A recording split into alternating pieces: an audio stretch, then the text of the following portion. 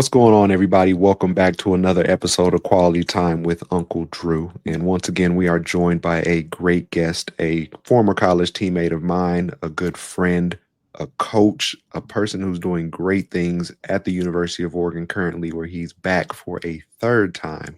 We have my college quarterback and Hilmar's finest, Nate Costa. Nate, how you doing, bro?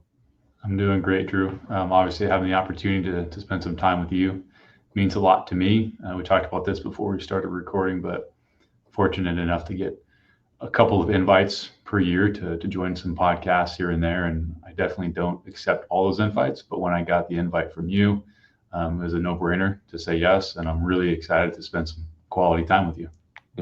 That's a good drop right there. I appreciate that. So for those that are listening, those that are watching, man, Nate got to the University of Oregon a year before I did, so he was a year ahead of me. I graduated high school early, came to college in March, wasn't a part of his class, but really wasn't a part of my class either. So I was somewhere in between. It was myself, Will Tikawafu, and Mark Asper who came in right before spring ball. Those two other guys are Mormon, so they're pretty much married. I don't think they had any kids at that point, but two totally different dynamics for me as a 18-year-old fresh out of high school and them coming back from mission trips from a different location. And me being a receiver, Nate being a quarterback, we gelled pretty quickly early. And it was more so because Nate was just a great mentor and somebody that would ask you questions, making sure that you were okay, knowing that I was there fresh out of high school. Spent a lot of time in the summer, and it's great to have a friend that is a quarterback because when you're a receiver, you guys can go throw on the weekend, run some routes. You guys need each other, so a little bit of yin and yang. But I learned so much from Nate during that time period. He's real calm, cool, and collective. That's how I wish I could be in my life 100% of the time. But more so than that, he's very introspective on everything he does. And I'll speak about this one moment before we get into everything. And I remember there was one year, I think it was the beginning of the year, and we're riding around in your Pontiac. You had a Pontiac, right? I sure did. I remember. Had a Pontiac. We're riding around in there at the beginning of the year. And I turn and I say, hey, Nate, what kind of New Year's resolutions did you make this year? And you kind of looked at me and like smirked. And you were like, come on, man. You were like, yeah, I don't really make New Year's resolutions. And I was like, well, why not? And you said one of the most powerful things that I carry with me today. And you said, I try to do things. I try not to wait till the end of the year, beginning of the year to say that I'm going to do something. If I want to lose some weight, I'll start right then. Or if I want to do some things, I'll do them seasonally. I don't just wait for the top of the year or a new year to say, hey, these are the things I'm working on. I'm continuously working on stuff. Do you remember that? Do you remember saying that? I do. It's funny that you remember that. It's usually, I don't know, small comments or small conversations that you don't really think were very impactful at the time that end up making the biggest impact. And I guess that's a pretty good example of it. And just kind of an approach I've taken my entire life. I've got no problem with New Year's resolutions. I think they're a useful hack for some people who need that line of demarcation.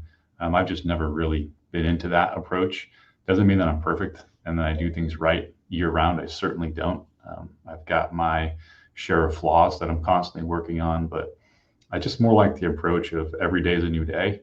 And that was probably something that was kind of drilled into me from a young age, just from my family, my parents, the place that I grew up, which we're going to get into, and then just really just carried on into college. And I think, things like the win the day tagline that we experienced while we were playing at Oregon is a good example of that. And that each day is a new opportunity to better yourself and help others. So I've always taken that approach. I take that approach nowadays too. You're not going to hear me making a New Year's resolution. Other folks in my family might, and I'm open to talking about those topics at any time. But just for me, it's not something I'm into, and I've liked that approach, and I don't plan on changing it anytime soon.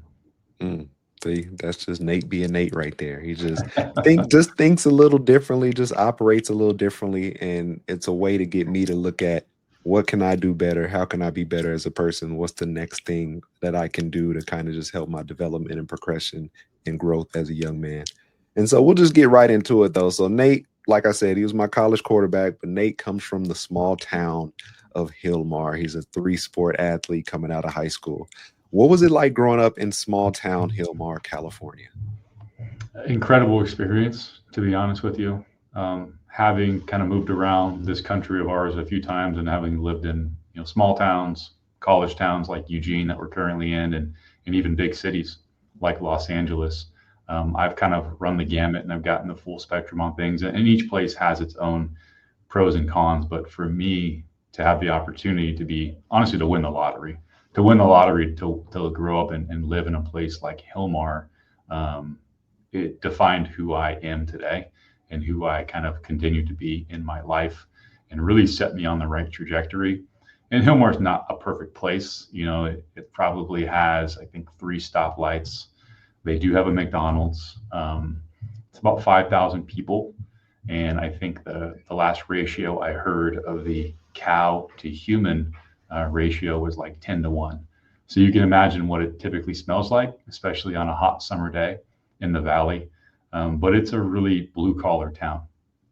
Folks that are there are usually working in the agricultural business or have other some type of blue collar professional pursuit that they're doing. So there's obviously a work ethic that kind of comes along with that. There's a character building aspect. It's very tight knit to the point where some people think it's too tight knit because everyone's in your business all the time. I actually always liked that aspect of it. I felt like people cared about you. They would let you know that they cared about you. They would also let you know when you did something wrong. And they weren't afraid to kind of speak their mind. So for me, it was a wonderful place to grow up. And part of that's because of my family. So I've got 2 wonderful parents that I still talk to every single day of my life. It was a thing for for us to grow up, my brothers and sisters, for us to grow up in a smaller town that had that tight knit feel. And while we were limited to exposure to the outside world in some ways, I do think we kind of made up for it with just the interactions and the love that we felt within our family and around town. So it's not necessarily a place that I can do what I do professionally. So it's not like I'm going to be moving back to Hilmar anytime, but it's a wonderful place to visit when my wife and I bring our girls back to Hilmar, because my wife is also from Hilmar. They really enjoy it because it's just so different than the life that we're currently giving them in Eugene. So Hilmar is a wonderful place. It's made me who I am today. Very grateful for the people of that community, and I'm always looking for ways to give back to that place as well. Mm. So you say cow to person ratio 10-1, 3 stoplights in the whole town. What is the black person ratio to stoplights in Hilmar? Unfortunately, Drew, I think that, and this is one of the downsides of living in a place like Hilmar, it's not a very diverse place, right?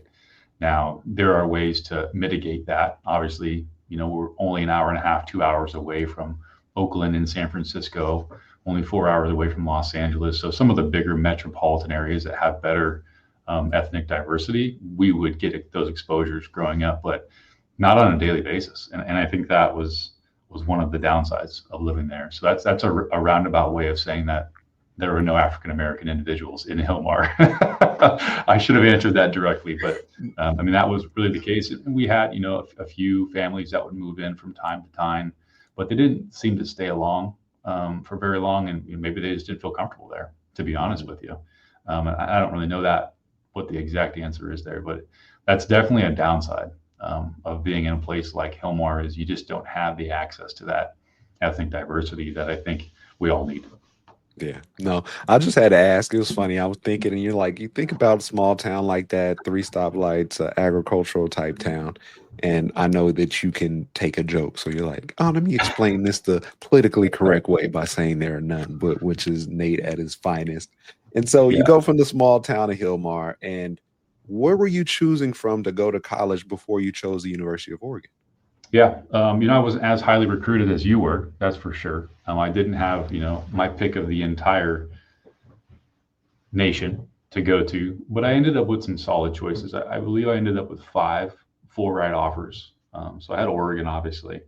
I had the University of Iowa, the Hawkeyes, which was really cool and was really high on my list. University of Utah. I had Boise State University, and then I had Colorado State. So I had kind of a mix, Mountain West, a little bit of Pac-10, and a little bit of the former Big Ten, which is what Iowa was in and currently is in. So those are my options. It really stood out to me. Iowa, I really liked Iowa, which is probably a strange thing to say, but I always felt that if you're going to Iowa and you're the quarterback at Iowa, you're probably like number 3 or number 4 on the list of most important people in the state. I think it's the governor, and then it's the head coach of Iowa football, and then to me it was probably the quarterback of Iowa football. So that's my ego talking, but I always thought that would be a cool place to go play ball. Visited there, loved it, all that kind of good stuff. But obviously, for reasons that I cannot explain, I ended up at the University of Oregon wearing the green and yellow, playing ball with my boy Drew Davis. I think that's so funny. So you talk about, not knowing what took you to Oregon. You talk about these schools, a pretty interesting array of schools, to be honest. You talked about going to Iowa, thinking in that thought process of like, hey, if I go here, I'm the man in the state. Which most quarterbacks want to be. Let's not lie. You want to go, Yeah. if you're a quarterback, you have this certain part where you're kind of the most important person on the team. And I just think it's funny because I ended up at Oregon in the same way, where I took a trip to Oregon because my high school coach told me, hey, I think the person that created Nike's from there. Just go check out all the cool gear and enjoy a game and do this and do that. And next thing you know, I'm signing on the dotted line to be an Oregon Duck. Never thought I'd be able to call myself a Duck either. And so as you look at the schools, you look at all these schools you're thinking about going to, you make the choice to go to Oregon. And at that time, Oregon's not Oregon. Oregon is Oregon. They wearing these nice uniforms. They're pretty flashy. Offense is cool. They have some great players. Put some people into the NFL, but Oregon isn't the Oregon that it was gonna be, and that it turns into how it is today. What was the difference between stepping on the campus of Oregon the first year and then on the last year when you're leaving? Wow, you're going to talk about a 4 to 5 year span there, where I think Oregon football was a rocket ship, and the trajectory was, as we call in the current profession that I'm in, up and to the right. Right, it was a really fun ride to be on, and being able to share some of those moments with people like yourself, people like Jordan Holmes and Bo Thran, who we really, you came a year later, but like we were all in it together, and we were all on that ride together. It was a lot of fun. So when I talked about the beginning of it all is really where it starts, right? You enter University of Oregon, you join Oregon football, you're a freshman, you don't know anything. You're getting teased, you're getting heckled, you have to sing during fall camp at the behest of the seniors, which was fun just for stage fright purposes. Love that. But you kind of get into it and you realize, okay, this is college football, this is Division I ball, but like I can hang, and you don't really know that until you step on the field that first practice, that first week of practices. You don't really know if you can hang, if you can hack it. You have confidence in yourself, but you don't know. So I knew pretty early on, like, hey, I can run with these guys. I can throw it with the best of them. Like I can handle the mental complexities of this offense. Like I'm gonna be fine. Like I can do some things here. Now I can contribute to the team. I can be helpful.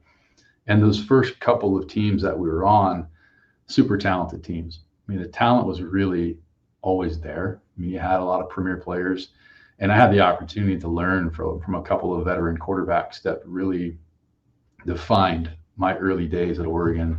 One was Dennis Dixon, who was a little bit more quiet, but I really got a lot out of watching Dennis work and go through some early struggles, especially during the 2006 season. And obviously we know how his story unfolded.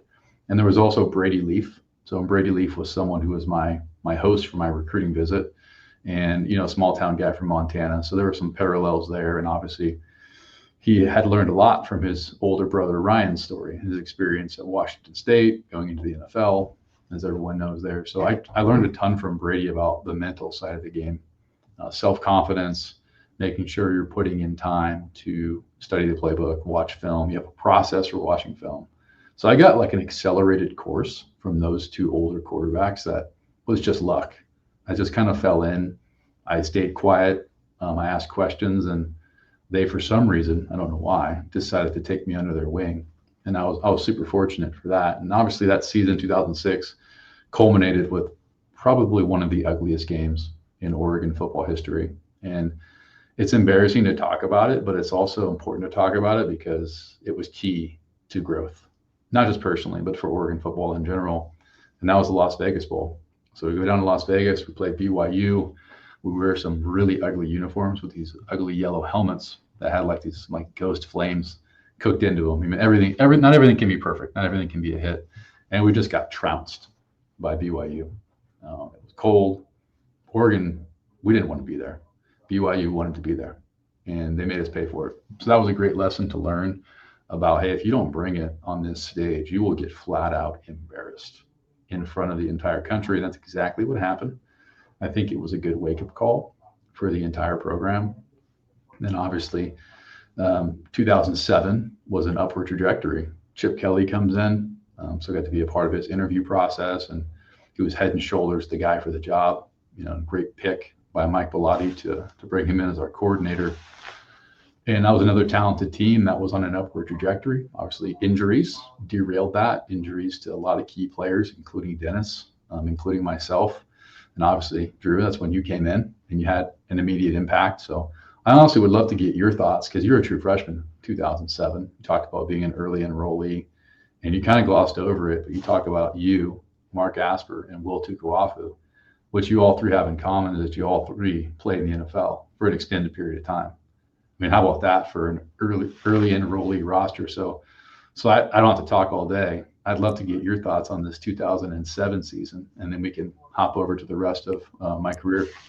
Yeah, no problem. I didn't even think about that the three people that came in early that spring all went to the NFL and had some time there. It's kind of funny you talk about, so like I said, I graduated early. I chose Oregon I think it was the beginning of December is when I made my decision, because we had to make sure I was enrolled I put the deadline to do it at that point in time. And after I signed, or I'm not going to say Oregon wasn't well known, but like nobody was going there that we knew, or especially from Colorado. Everybody was looking to see where I was going to go. And it was down between Oregon and UCLA. And parents wanted me to go to UCLA. Dad is all about education, but made the decision to go to Oregon. So when you guys are playing in the bowl game, I'm at the TV, and, you got people that like, oh, Drew signed to Oregon. Like, okay, they play tonight. Like, let's check him out. Let's see what is Drew doing? Why he want to go to this school? Like, and watching that, I was 17 at the time. Birthday's in January, so I was 17, and you don't take it with too much. Being a football player, you don't take it with too much weight. I'm not going to sit here and call Oregon back and be like, hey, I changed my mind. I'm going to UCLA. I didn't know y'all were struggling like that. But it was definitely one of those moments where, like there's still work to do. Not to say that I thought Oregon arrived or anything. But that was kind of, like you said, the springboard to going out and getting Chip. And I know Coach Croton left and went to LSU, if I'm correct. And so, like, when we talk about the domino effect of Oregon's rise and the 07 season after that, and him bringing an offense to Oregon that hadn't really been seen in college football, that caught a lot of people off guard, that now, you had Nick Saban complaining about it. Then Nick Saban goes out and gets him an offense that does the same thing with that kind of same firepower later in his career. But like you said, you talk about the 07 season, you sat in meeting rooms with Dennis Dixon, saw his struggles from 06, and then to see his rise in 07 to getting drafted, going playing baseball for the summer, coming back, having a stellar year up until his injury. And my freshman year, I'm just trying to figure out where I fit in. You're like you said, you arrived and you're on a college football field and you're looking around and you're like, all right, I belong here. I was saying that, but I got guys like Jason Williams and Garen Strong and D Jones and Cameron Colvin and Brian Paysinger. And I'm pretty sure I'm missing a couple more names, but you have all these big time guys who are like, and I still ended up being second string and playing a little bit, but you have all these guys you can learn from. And I think that's the biggest thing. We go to college, and I think there are a lot of people that want to start as a freshman, but it's a lot of work to play as a freshman, let alone start. But if you can sit back and learn from people that have been playing / starting for 2 or 3 or 4 years, that's a pretty good thing to have an arsenal to know what you need to do in your career moving forward. So 07 for me was a culture shock in a way of just being one of the first people to do something like graduate early, show up on campus, jump right into spring ball, especially with a new offense. But outside of that, it was just great to be around guys that, like I said, we built a very good culture, and that happened we always had good guys, I would say, at Oregon. There was never any knuckleheads. So being able to get thrown into that and have people take care of you, like the AJ Tuatellis, the Matthew Harpers, who I ended up living with, those are the stories and those are the guys that I like to be around. So for '07, for me, just sums it up. It was my first taste of college football, caught a touchdown that year, which is pretty cool. And you kind of saw what Oregon could possibly be in that year, especially moving forward. Yeah. And I think people in today's generation of like Jeremiah Smith at Ohio State, they kind of assume that if you're a highly touted recruit, and you're a highly touted recruit, true. Like let's be honest about it. They expect that like you're just going to walk in the door and you're going to play right away. People forget this will date us because we're getting up there in age, but in our time, if you played in one rep of one game, you couldn't use a red shirt. Nowadays, obviously, they've thankfully adjusted that rule so you can test the waters a little more and develop your players by allowing them to play. And I think it's up to 4 games now. But we didn't have that rule. So you really had to show your abilities early on as a freshman to get on the playing field. And you mentioned how stacked that wide receiver room was that you were playing, that was playing in front of you. That was a stacked wide receiver room, but you came on campus, made an immediate impact on the team, and essentially forced yourself into the lineup. And that's no small feat. So I think that it gets overlooked a little bit. And I study the game still, even though I'm not directly involved. And even if you track some of the 5 and 4-star recruits that go to places like Oregon or University of Texas or Ohio State, a lot of those guys don't even see the field. A lot of those 5 stars get there and they end up redshirting. They end up not playing. Maybe they end up transferring because it's not a good situation for them. So I think that's a pretty cool accomplishment by you. Obviously, you've had a career full of accomplishments, so you probably don't think much of it, but I think it's a big deal. Now, thank you. I greatly appreciate that. Leave it up to Nate to make the interview about both him and I. That's how he does.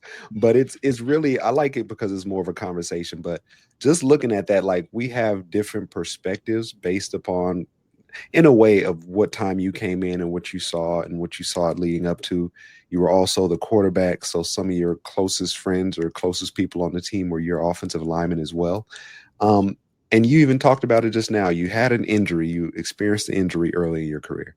And I guess you could say it's along the LeBron James level, not 1, not 2, not 3, but you had three ACL injuries in college, and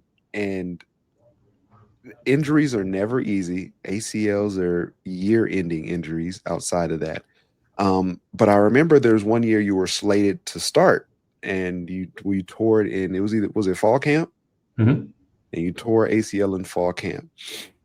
So just a wide range overview. What's your mindset, or how was your experience tearing your ACL 3 separate times? What's your thought process?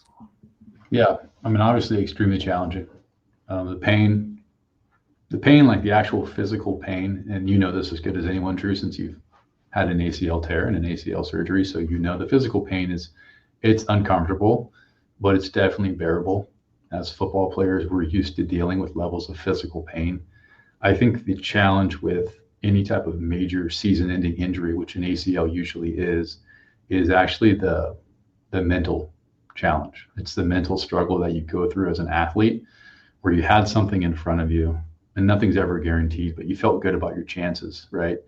And then that thing quickly gets taken away from you because you no longer can physically perform to the level that's required to hold that position.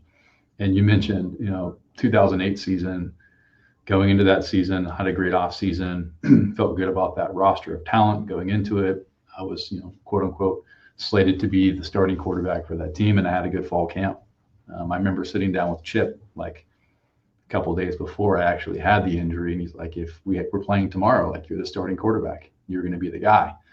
And that was his way of essentially showing me confidence and trying to show his confidence in me, and also build some self-confidence in myself, because I was still a young quarterback. So I had kind of achieved, quote unquote, that goal of being a starter at the Division I level. And then, a few days later in a practice, non-contact, just scrambling downfield, I tear my ACL. So those are the I don't know, just the level of adversity that you experience when you have a season ending and what could potentially be a career ending injury. It always comes down to the mental side of it and how you deal with it, because it crushes you. It really reaches down into your soul and just crushes you, and you feel very alone. You feel lonely for a while. You feel isolated because, let's be honest, the team needs to continue moving forward. They have a mission and a goal, and the healthy members of that team and those coaches, like, their goal is to continue to push the envelope and push that team forward towards whatever that goal happens to be for the season. So you feel a little bit by yourself. And that's definitely part of the challenge. And I think a person that is in a similar situation can go to a very dark place very fast. And I'm very interested to get your perspective on this once I stop, taking all the air out of the room. But for me, the way that I was able to overcome it 3 times was support. And at Oregon at that time, and it's still that way that today, tremendous support there. And it's not just the coaches, it's mainly your teammates. It's mainly the guys that you go to battle with every single day. To use battle as a metaphor, it's people like you, people like Jordan Holmes, people like Bo Tran, who I live with those two dudes, that are just there for you in a non-football, non-athletic way. And they're just there to show you that they love you. Because in the end, like, that's what it is. The feeling that we all have for each other, and the reason why you and I are doing this podcast, is because we love each other, right? I know we don't say it very often because we're guys and we don't have emotions that way, but I think that's what helps you get through those hard times, is having that support. And I've always been fortunate to have a strong support network, which extends to Chief and Kim, the athletic trainers at the time for us at Oregon football. And that's what allowed me to dip into this valley of doom and gloom and then come out the other side. And then, of course, it happened again. So you dip into that valley of doom and gloom and you come out the other side. And obviously we know the rest of the story. But I am here today. I'm a product of what has happened to me in the past, and it's conditioned me to be a lot tougher, a lot more resilient. And it's also conditioned me to not be afraid to ask for help. So some of those lessons that I learned through those injuries really has helped define who I am today. And, that's, in some cases that's good. In some cases that's bad. But for the most part, I think it's helped me. And I think I'll also be able to carry those messages on to other people and share my story a little bit and hopefully impact a person here or there. So that's my long-winded way of explaining that. And honestly, Drew, I'm really interested because you've torn your ACL too, right? You've had major injuries as well. I'm curious to get your thoughts on what you think. One thing that's harder, that sucks about sports, the highs of sports are high and the lows of sports are low. We're talking about wins and losses. We're talking about injuries. In a sense of like you said, like tearing your ACL, that's one thing. Tearing your ACL when you're slated to be the starter, the guy, that's a whole nother thing. Tearing your ACL after your very first start, like I did, that's a whole nother thing. Like, there's layers to it. But like you said, it's a lot about support. Considering that we went to college in Oregon, in Eugene, a place where you don't see the sun from about October until about March, April-ish, being kind. That's a whole nother layer of it, of having to sit here in these gloomy days with rain beating down on the window and find happiness and sunshine in your life as you're going through this. But I agree with you 100%. It's a lot about support. Shout out Kim, Trav, Heather, Chief, the people who, and nobody really talks about the trainers a lot. And they're probably the people that spend the most time with the players outside of the strength and conditioning staff. They're the people that are one of the first people to see them in the morning, or probably the final person to see them before they go home at the end of the day, after they get ice and treatment and everything like that. But these are the people that have seen pretty much every injury you could possibly see, and they've seen people return from injury and be okay. They've seen people overcome adversity. They've been that kind of counselor, psychologist, therapist to people when they don't think they can go on and they don't know if they're going to ever return to full strength. But facing an injury and coming out on the other side, it's so the feeling I can't 100% describe, but just knowing where you were, let's say post surgery, a year after where you were, It's that helpless feeling helpless feeling in terms of you tear your ACL, you go from being 100% efficient to doing everything on your own and driving and doing this to now you can't even drive home after surgery. You got to have somebody drive you in to get treatment on your knee for the next week or so. If you're like me, you started driving way too early, but we won't talk about that. Um, but like you said, that's when you see the type of support you have. The people that come over and sit on your couch with you and watch your favorite show because you can't really do much. And not that it's about that they're talking to you or telling you it's going to be okay. They're just like, bro, we're here. We got you. You need anything? Want me to get you this? Want me to get you that? Want me to help you get in the bathtub? You need help? Want me to like just those types of things that people don't really talk about. And it's funny just to be able to bounce back from that. Like I said, in the sport, you think that this is the most important thing at this time, and it kind of is, but once you have a major injury like that, and with me, it made me focus on some things outside of football. It made me say, okay, I know I'm great at football. I'm here, I'm on time, I'm in the weight room, but what else do I like outside of football? And I don't really have a question. I didn't have a question for that at the time.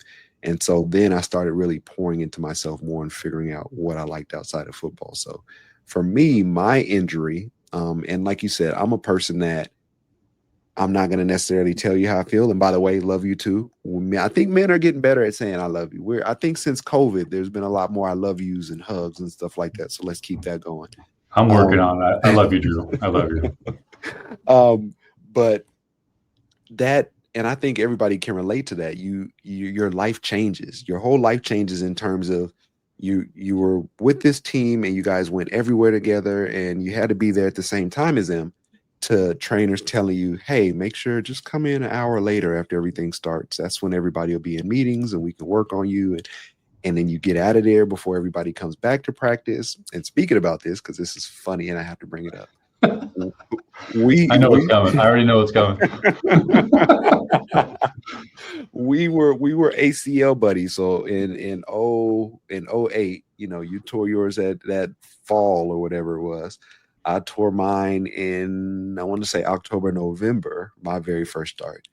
And Coach Bellotti calls us up to his office and kind of digs into us a little bit because he says, you guys aren't acting like you're around the team and you're leaving the facility, and which I still don't really understand, but I'm older now and I can't really remember that situation. But we kind of got yelled at. Both me and Nate were in his office. And do you remember that conversation? I certainly do. I absolutely do. There's not a lot of conversations directly with coaches that you end up like fully remembering, but that one I vividly remember there in his corner office in the Casanova Center. And I know that you and I have joked about this conversation a couple of times, but honestly, if you think back on it, right, you think about some of the perspective that it gives you, like, had a good point. And I don't think he would have had that conversation with just anyone on the team.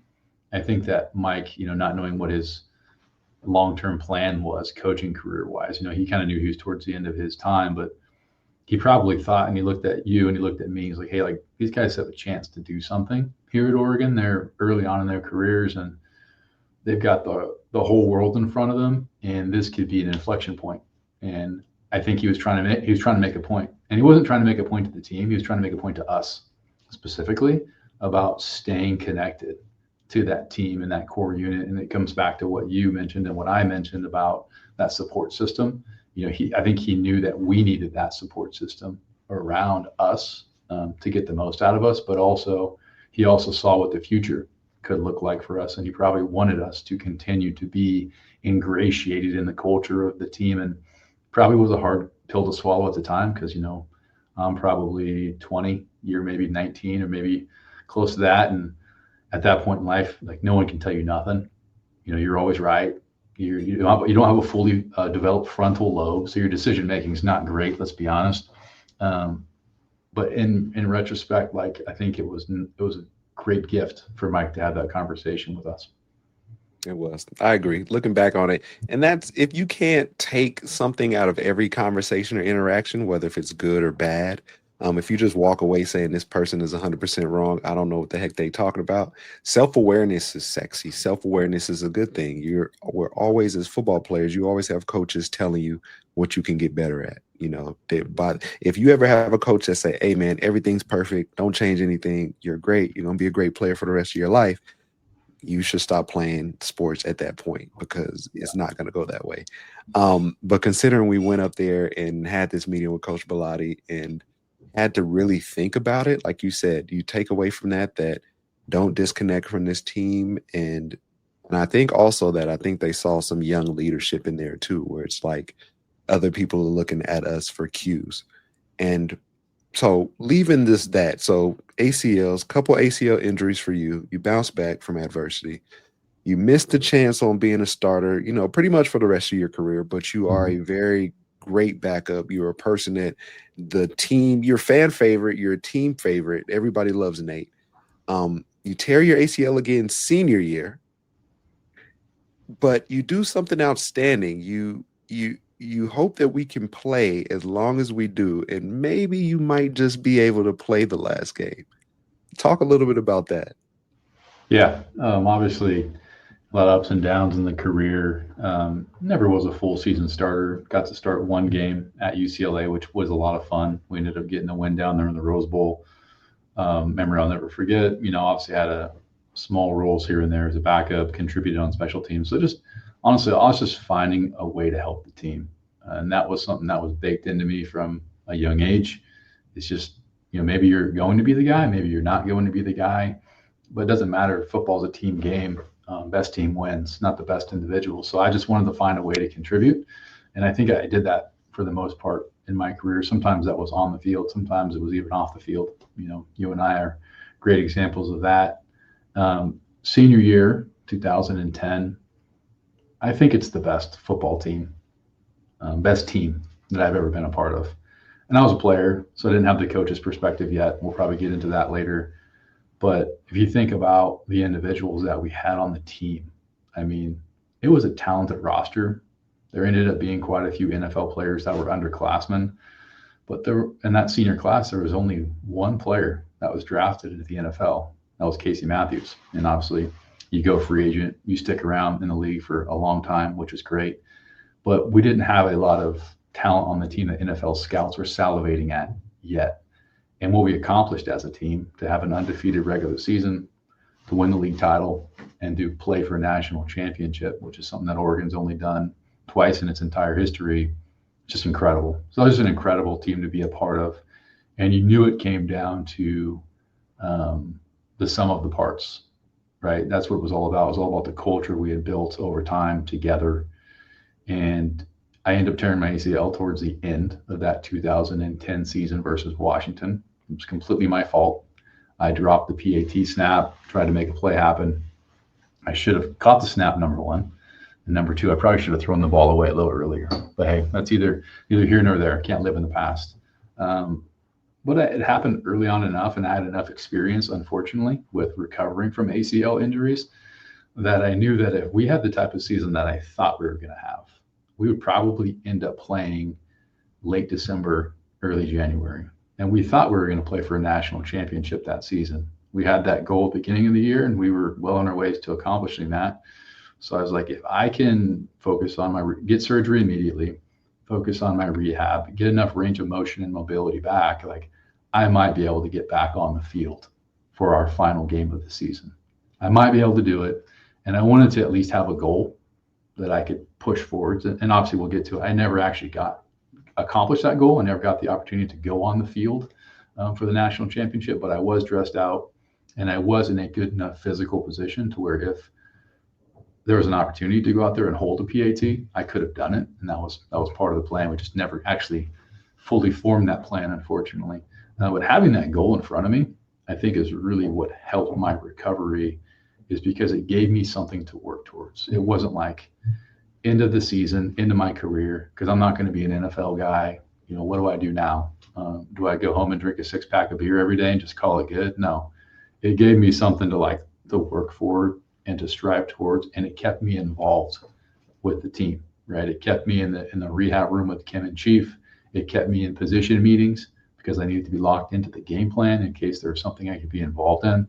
So, not many people know that we had that plan of kind of me trotting out there and holding one last PAT as like almost like a ceremonial goodbye. But it was something that we worked towards. I wish I got the opportunity. I also wish that we beat Cam Newton and Auburn that game, but unfortunately we didn't. But it still doesn't take away from the experience that we all had that season and how incredible that team was that, ended up getting inducted into the Oregon Hall of Fame.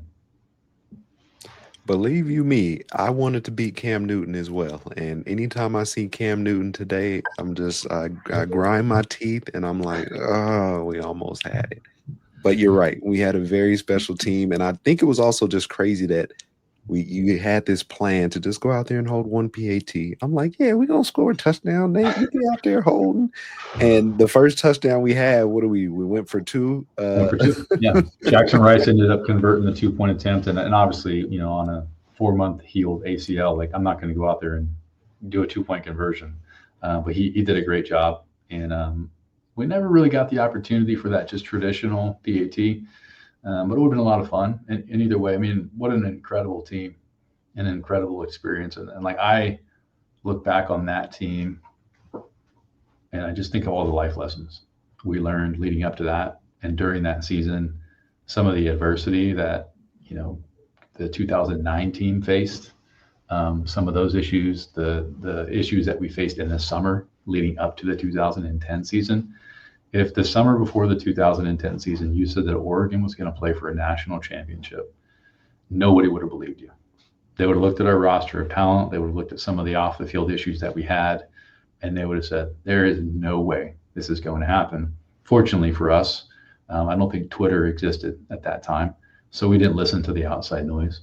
We didn't listen to the critics. We just went to work, had an incredible off season, had a great fall camp, came together as a team, and obviously we essentially rewrote Oregon football history and set the program on a path that it currently continues on today. Couldn't have said it better myself, man. And so you hit the nail on the head. You say, I'm trying to get out there, trying to end my career the right way. Just one more hold to say, we played a national championship. I held a field goal. We won. You can ride off into the sunset. Everything's all good. I think the thing that people don't talk about often or any at all is how crazy it is to go from that last college game to just nothing, to just go cold turkey. You go from waking up the same time, having somebody tell you where to be, to doing calisthenics with Coach Rad, up on the mezzanine, and now you just have absolutely nothing that you have to be in the building for. You have nobody blowing your phone because you overslept and didn't do something. Talk about that transition from the end of the season, that very last game, and what the thought process is leading up to graduation and getting out of Oregon. Yeah. I mean, what you talked about right there is honestly, it's dangerous. You go from being in this like privileged situation where you're provided all of these resources and all this time and attention to where you have to be the one that motivates yourself. And most people will listen to this and be like, you like are spoiled jocks. You guys don't know what the real world is like. And they're probably right. We don't know, or we didn't know, but we quickly learned. And it's treacherous, I think, for folks like myself who don't have, the ability to make that jump and play the game at the next level professionally.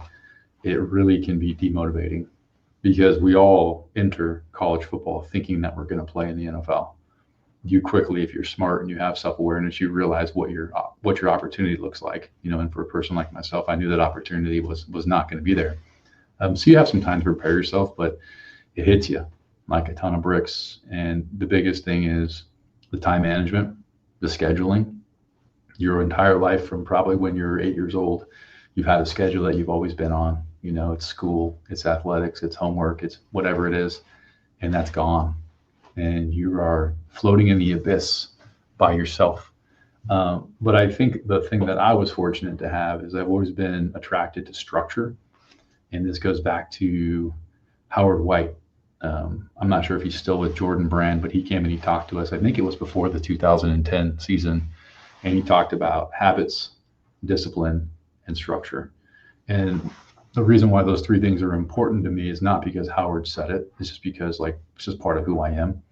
So I was able to carry over many of those habits and that structure from Oregon football to my everyday life, and they honestly propel me today.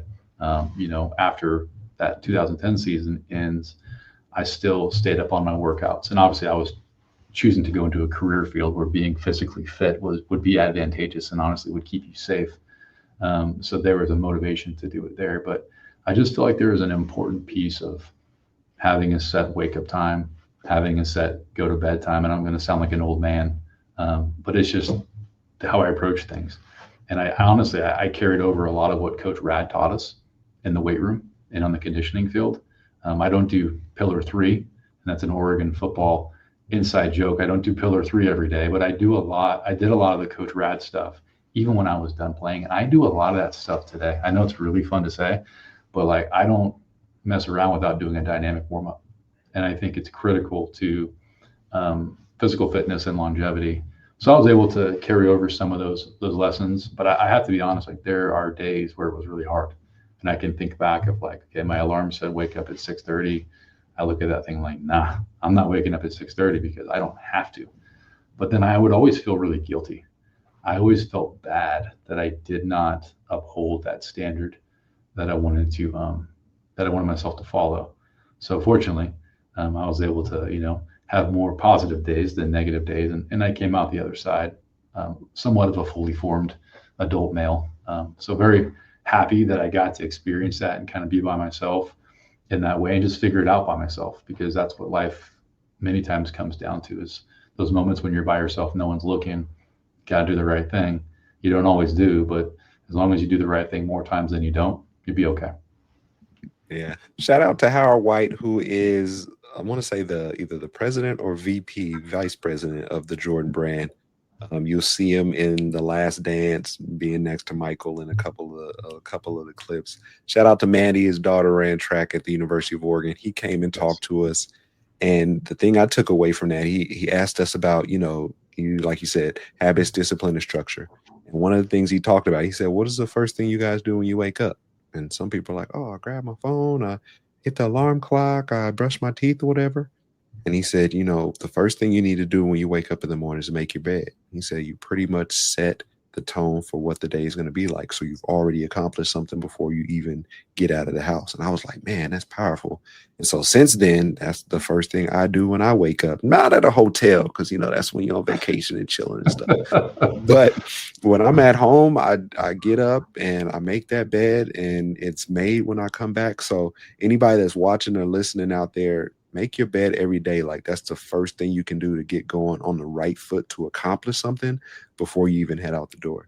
And you're right about that, man. Like being student athletes, like you said, you have somebody telling us where to go, what to do. We were surprised when we had gaps in our schedule. You know what I mean? When there was like, hold on, we're supposed to be somewhere right now. Like I'm sure of it. Like we wouldn't have a break during this time.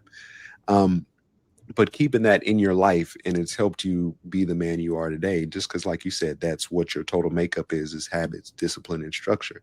And I think with habits, discipline, and structure, it becomes, like I said, you've always operated at a high level, and you were doing like internships and stuff like that when we were in school. And I really like that about you, because I was just like, man, Nate's gonna be okay when we get done here. Like, I don't know what he's gonna do, but he was dibbling and dabbling and everything, ride-alongs, Billy McKnight workouts and stuff like that. We both worked for a guy named Billy McKnight, who was awesome, and we were able to train kids and get paid for it in the summer, all legal. So don't become NTA on us, all legal. But what was your reason? Like, I think you knew pretty early on, like, yo, I have life after this sport, and I got some things I'm trying to figure out. So it more so seemed like you were dabbling and trying to figure out what career path you thought was right for you. Is that correct? Yeah, I was. I guess I was taking the Tim Ferriss approach before Tim Ferriss was even popular, and this honestly comes back to what your high school coach told you about Oregon and Phil Knight and Nike. You realize when you come to Oregon, and not everyone takes advantage of this, and honestly, it's very sad when guys don't. I saw that when we were playing, and I see that today with this current roster that Oregon has. Some guys just don't take advantage of the network. They don't realize how tremendous this Oregon network is, not just in Eugene, not just in Portland, over the entire West Coast, over the entire country, and international in some ways. And there's something about like, you know, spilling your blood for Oregon football that people around the program want to help you. They want to be involved in your life. I guess they just want to be a part of your story, or they just want to give back to you. I'm not sure exactly what motivates them, but I knew that I was going to take advantage of every opportunity that I had to grow that network. And there were many things that I tried that I didn't end up loving, that I stopped doing, you know, and I kind of set aside. But there are a lot of things that I did that I really enjoyed. You know, for the folks that don't know, I was initially interested in being a federal law enforcement officer post football playing career, you know, FBI, things like that. So I did an internship with the local police department just to get a feel for law enforcement lifestyle and what that looks like. You mentioned Billy McKnight and his group called Champs Workouts. That was probably my first foray into coaching. And we were working with, you know, typically middle schoolers, you know, sometimes elementary school kids on speed and agility and some of the finer details of playing quarterback, or for your example, finer details of playing wide receiver. And that was where I first got my first taste of coaching, which obviously was something I have pursued in my post-playing days and will continue to pursue as long as there's opportunities in that world. So it was big for me just to tap into the network, and that goes beyond opportunities in career fields and into people. I think the Oregon network is tremendous, and all you have to do is reach out and ask, you know, send a thank you note, and people remember that kind of stuff because it's not too common nowadays. I think about some of the relationships I have. Pat Kilkenny, right? Pat Kilkenny is someone you and I know and are close to. He was the athletic director at Oregon when we were playing there, and was extremely professionally successful, and it continues to be extremely professionally successful today. He's my biggest mentor in life outside of my father. I talk to him almost every week. If I'm ever going to make a big career decision, I am going to call Pat and I'm going to bounce it off of him, because not only is he going to listen and, you know, help me make the decision that's best for me and my family, but he's going to provide tremendous perspective. You know, that extends to Phil Knight, right? And I don't talk to Phil Knight every week, but he's someone that I connected with and look up to. It's Ed Miletus, the Pape family, you know, it's even my current boss, Paul Weinhold, who is someone that I met during my playing days and I was able to stay connected with. And he continues to be a mentor as my boss at my current job. So I think that some people don't take advantage of that. I wasn't going to be that guy. And I know that you were the same. Like, you took full advantage of the Oregon network and you continue to. You got to, man. Like, we talk about Oregon, and like you said, especially the time we played, like, I don't know Phil Knight like that, but I remember I read Shoe Dog, and after I read it, I was like, man, that book really had a significant impact on me. And I hit up Pat Kilkenny and I said, hey, is there any way I can get Uncle Phil's contact information? Yeah, you know, we call him Uncle Phil because we know him like that. And Pat, when Pat gave me his information, I think I sent him, it was right around him and his wife Penny's I think it was 50th anniversary or something like that. And just sent him a card, and I don't know what you get Phil Knight as a present or anything. I think I sent him a gift card for Jamba Juice. And how cool is that? But the crazy thing was, like, he wrote me back. And you know what I mean? And that's what we talk about, the Oregon connection and being able to reach out to people, but more so, like you said, ask for help, or just letting somebody know, like, hey, happy anniversary to you guys. Like, it was just a small thing. I didn't expect any reply or response, but yet he gave it to me. And that's something I'll probably get that letter framed that he sent back, because it's, you know, who else has a letter from Phil Knight that they can just sit here and rant and rave about? But you talk about the networking, you talk about working at Oregon, you talk about doing things and finding out what you do want to do and what you don't want to do. And us working with Billy McKnight with Champ Workouts, that helped you figure out and find your love for coaching. So then you get into coaching and you have this stellar coaching career where you coach at Oregon, UCLA, Nevada, IMG, and you have a stellar career where you're working with some of the greatest athletes and the position that is most coveted that you played as well. What was your coaching journey like, or what was it like? What's it like to be a coach on the collegiate level? Yeah, incredible journey. I think, I don't know what your experience was, but you know, you go on and you play in the NFL, obviously didn't have that opportunity. And I felt like I wanted to disconnect from the game of football. You're so focused. It's your profession for the longest time, you know, from when you're a little kid until whenever that journey ends from you. So I had this like desire to just get away from it, right? Just get away from it for a while and try something different. And I did. But I had this like feeling in the back of my head, and maybe it was actually in my heart, I don't know, but it was like I missed it. I missed the competition. I missed the locker room camaraderie. I missed the physicality of the game. I don't know, I just missed a ton of stuff about that team dynamic. So I kind of felt myself getting slowly pulled back towards it. And then I had an opportunity to coach at the Division I level, and that's a rare opportunity that you get to just jump in at that top level. And that's once again the Oregon Network. I got to coach for Mark Helfrich starting in 2013 as a GA at Oregon. And it was a tremendous experience, because it was a continuation of the culture that we had helped build at Oregon. It had just taken that next step. They had even better facilities. They were recruiting even better players. The coaches were like, everything was just like getting better and better and better. So it was really cool to leave for a couple of years, watch them grow, and then step in again and continue to be a part of that growth and maturation of the program. And obviously we had a lot of really good seasons there. I got to interact and coach probably the greatest Oregon player of all time in Marcus Mariota. And I could do a whole podcast on him and what makes him great, incredible traits on and off the field. But that was a great opportunity. And I chased that all over, my girlfriend at the time, Nadia, my now wife. We just made the decision that we're going to go on this wild ride together, knowing that coaching, if you want to try and get high level compensation and compete at a high level and grow and mature, like you're going to have to move. You're going to move around. Fortunately, we made that decision before we had kids. So we were able to do that. And the journey took us from Oregon to IMG Academy, where I was able to be an offensive coordinator at probably the most elite high school in the country, which is an incredible experience. I then hopped there to go work for Chip, which is a phone call I had waited for my entire life for Chip Kelly to call me and offer me a job at UCLA. And best part about that, honestly, Drew, was being able to work with you and being able to work with Ramson. Two of my brothers for life, dudes that I love to this day. Being able to go into the office every day and for like to see your guys' faces and to like go into battle with you guys, even though we sucked on the field, was a lot of fun. And I, as a side note, I think that Chip in a way replicated that this year when he was at Ohio State with Ryan Day and Justin Fry. And the result was a friggin' national championship, and obviously trouncing our Ducks in the Rose Bowl, which was upsetting to see. But I think there's something to be said working with the people that you love and you care for. It's not always going to be that way. You don't always get to pick your teammates, but that was a great experience at UCLA. And then I got an opportunity to come back to Oregon. Mario Cristobal hired me to come back and work with the quarterbacks in 2019.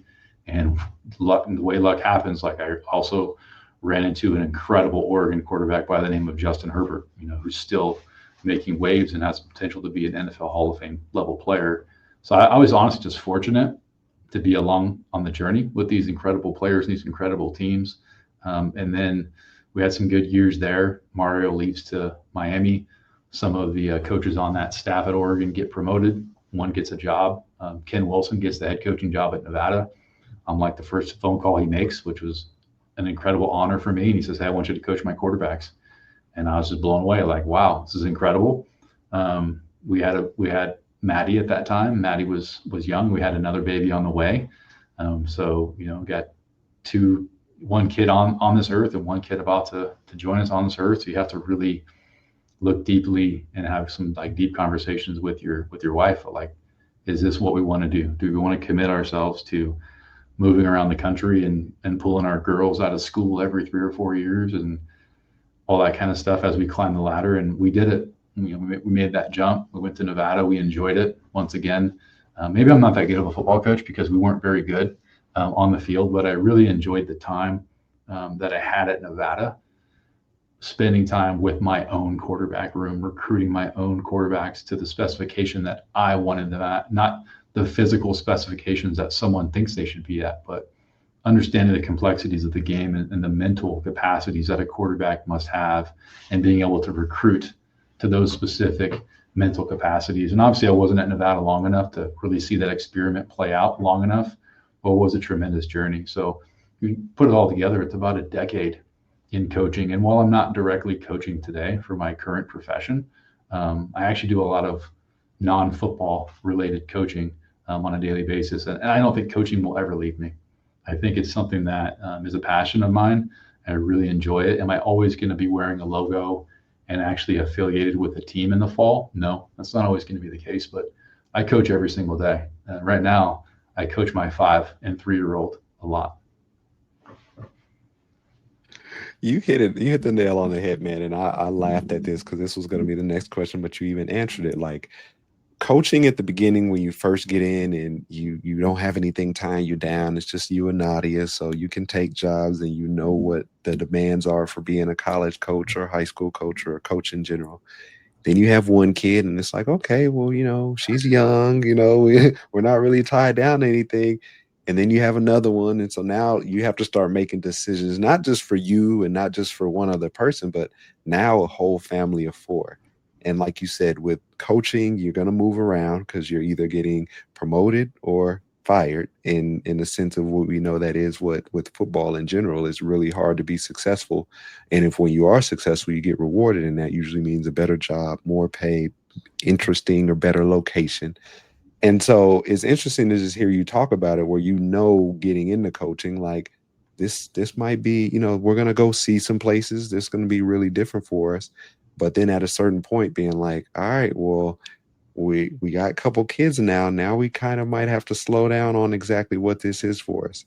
And as you come up on the end of your time in Nevada before you take this job at the University of Oregon, how much did that play into you making this shift? I know you said you talk about you consort with Pat Kilkenny and your mentors on moves that you make. How much did that weigh into you wanting something more stable outside of the coaching life? Yeah, it's probably not the number one factor, but there was probably a 1A and it was probably 1B. It was a big part of the decision that Nadia and I made, to make a career switch and pursue a different passion of mine and of ours. And I'm a very data driven and analytical person. You know that. I do make decisions with my gut and my heart sometimes, but I like to have some data to back up most of the decisions that I make. And one thing that I did is I made essentially a spreadsheet on my phone, and everyone's got the Apple Notes app, and it was called Maddie Time. So my daughter's name is Madeline. And I went, Monday through Sunday, how much time do I see her in the morning and how much time do I see her at night during a season? And the number that came out from that was literally in the single digits. I'm almost embarrassed to say it, but I was seeing my daughter, who at the time was around 2, maybe 3. I was seeing her throughout a week, 8 or 9 hours. And to me, that was unacceptable. I'm trying not to get emotional about it because it's a big deal. And I thought that it's not good enough. Like I need to be there for her, I need to be there for my wife, and I need to be there for Juliet, who was just born at that time. So it was a big deal. It was really not just a knee-jerk reaction. It was well thought out. But there's a happy ending to the story. We make the career move, and we're obviously happy to be back here advancing the mission of the University of Oregon, doing so through the foundation and my work with Launch Oregon. And I did that spreadsheet again pretty recently. And obviously this time it was Maddie and Juliet time, and that number's, 35, 40 hours a week. So I'm spending the quality time, to use your term, I'm spending the quality time with my family that they deserve from me. And I didn't think that the trajectory that I was on in coaching was going to allow me to do that. And that's not to say that that's everyone, because that was just my individual journey. Some guys can do both. I couldn't. I was so obsessive and locked in. And that's kind of how I get with certain things that I love. I was obsessed and locked in with it, that I was choosing to spend most of my time at the facility, raising other people's kids as opposed to raising my own. So I'm happy that I made that decision. I think it's going to have a big impact on who Maddie and Juliet grow up to be. And I think it's going to have a big impact on my marriage and my relationship with my wife. So that story is still being written right now, but I feel great about where we're at. One thing people don't mention hold on, first of all, This is always a safe space. I'm always a safe space. Get emotional if you need to, man. You're talking about life. You're talking about your kids. You're talking about family. I'm not a father yet, but I know I hope that I have as much passion and emotion talking about something as pivotal as that. Like I said, you're a smart guy. You sit down and you have this spreadsheet where you have Maddie time and how much do I see her throughout the week. And pretty much you're like, I'm embarrassed on how much time that I got to see my daughter, my own flesh and blood.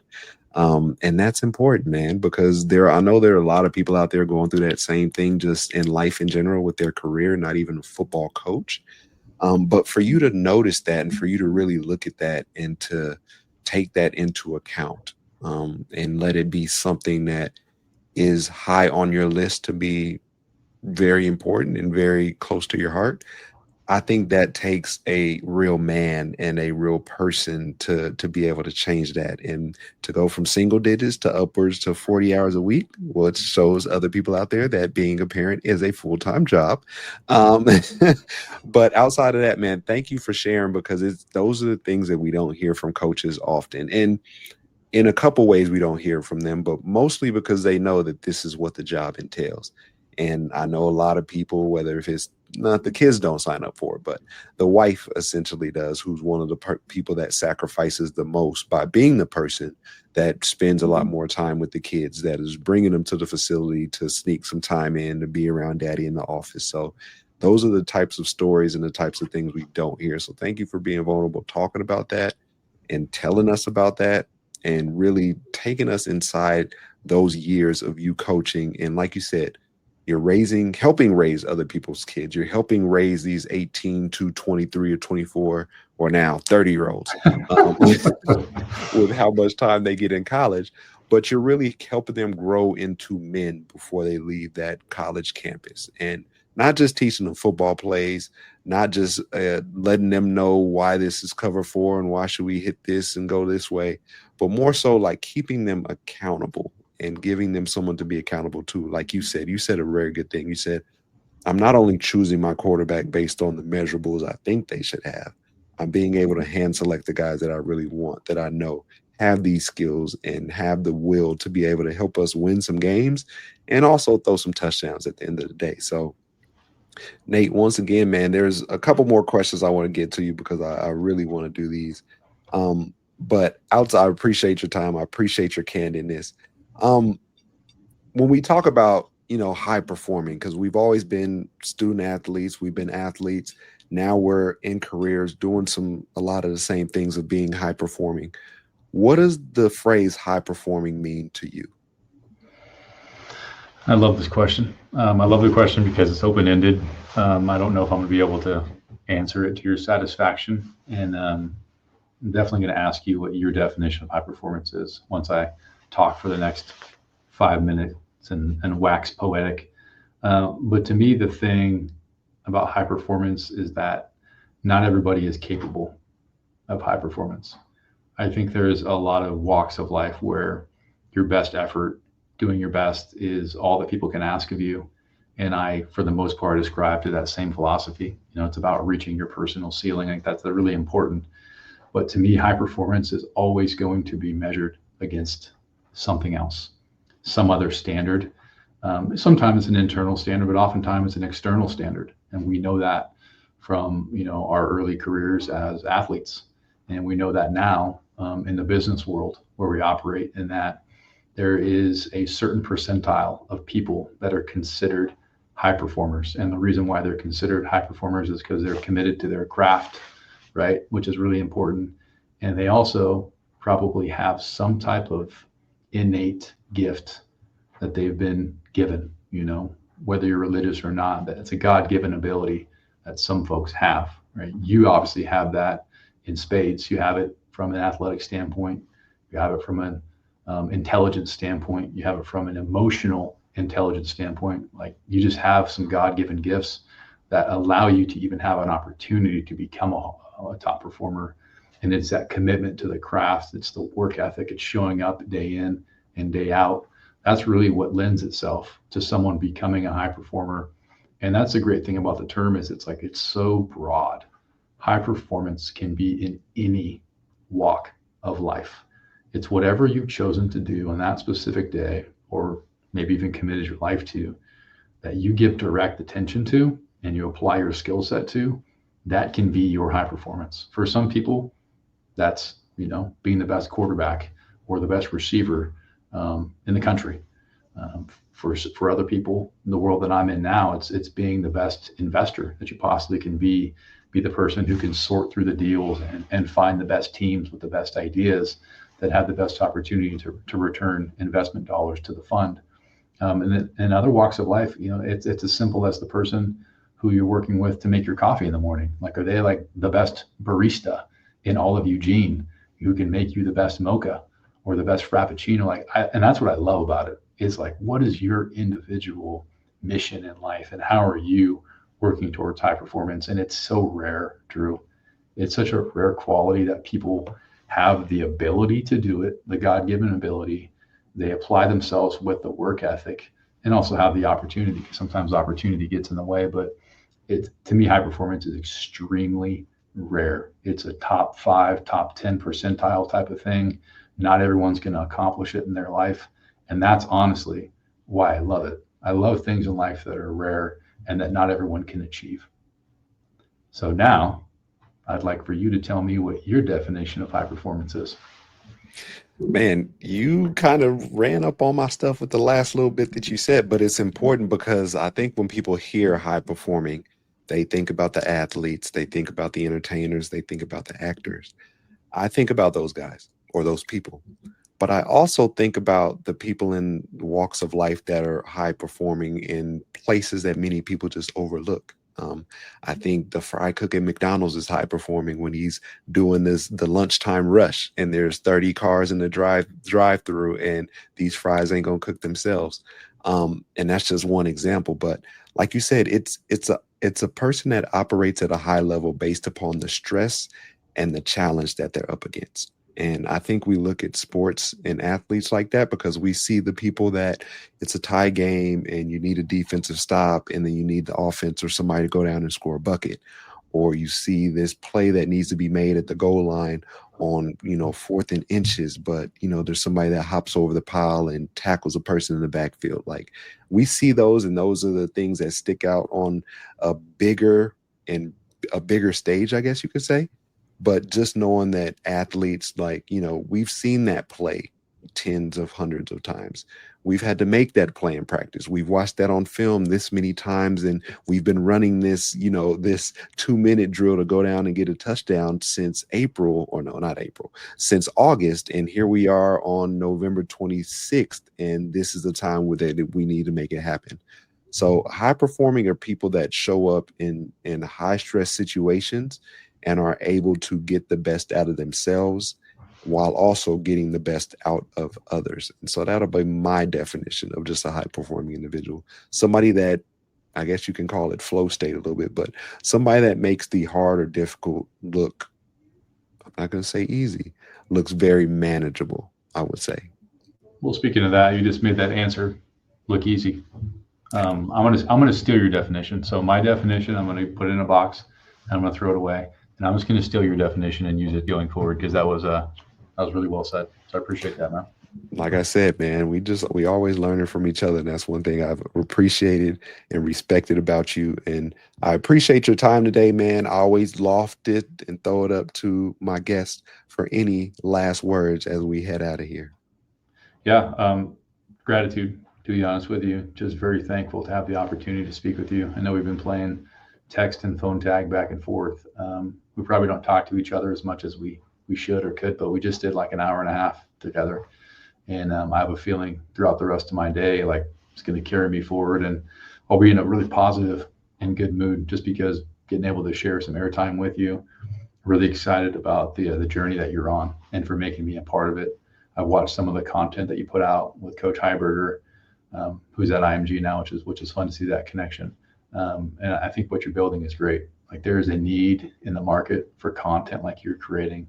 It's not garbage. It's not fluff. Like, this is like legitimate content that people can listen to or watch and just get something out of that's going to make their day better. And that's who you are, Drew. Like, you're just a person who helps people get better. whatever walk of life that happens to be. I love you. I appreciate you, man. And it's good to share some time with you. Man, thank you, Nate. I love you too. I appreciate the kind words. And I'm sure we're going to catch up again soon. Once again, we've come to the end of another episode. That is Nate Costa, my former college teammate and a colleague while we were working in college football together. We'll see you guys next time. Thanks you for tuning in and continue to stop by and show love. We appreciate you.